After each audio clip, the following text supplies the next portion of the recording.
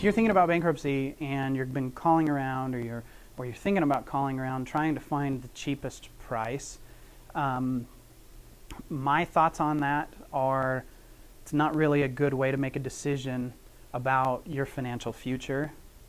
I know a lot of people that have gone through bankruptcy that could have had a better experience. And what that means is that there's a lot of lawyers out there, and I'm not going to name names, but there are some out there who are looking to maximize the value of their time, right? What I mean by that is they're trying to get the most amount of cases filed with the least amount of demand on their time.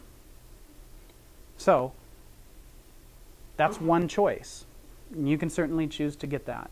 You can certainly choose to get the cheapest price, but just understand that the flip side of that coin is the least amount of time spent with you. It's just how it works, okay? Now, on the other hand, there's a little bit of a underbelly to the bankruptcy world, and I'm going to explain it to you what it is. We call it a bankruptcy mill, okay? And let me just tell you, it's not something you want to be involved in. I would even say that it's a step worse than the guy that we just explained who's the cheapest, okay? A bankruptcy mill, not only have they sought to maximize the amount of time that they spend with you individually, but they've also, they're usually very, very sharp business individuals, and so they've gone through and they've refined the process to a point where it's a well-oiled machine. And you might think, well, that's a good thing. Well, maybe it is if you're buying a hamburger, okay? But this is your financial future we're talking about. And you just really got to ask yourself, what do I want? Do I want, because I'm going through some bill problems and some financial difficulties, is it more important for me to save a couple $100 right now?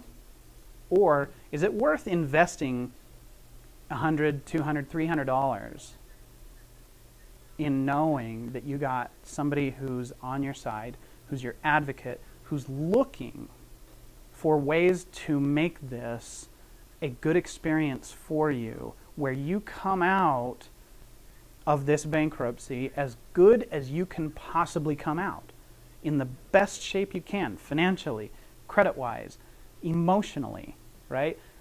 I can't tell you the number of people that I've talked to where this took a huge emotional toll on them because they were scared in the first place, they didn't know what was going on, and they got very little communication. They got the bare essential amount of communication from the law firm that they chose.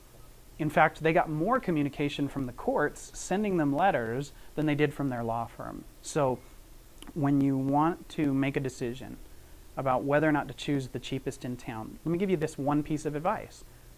Go get 3 quotes, okay?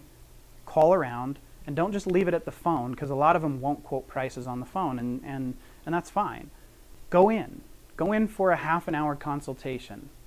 Stack them on the same day if necessary, okay? And go to 3 and get quotes, because what you're going to find is you'll have a certain gut level intuition about who's actually going to go to bat for you and really, really be there for you and communicate with you, and alternatively, who's just there to push as many cases through the door as possible with the shortest amount of time invested.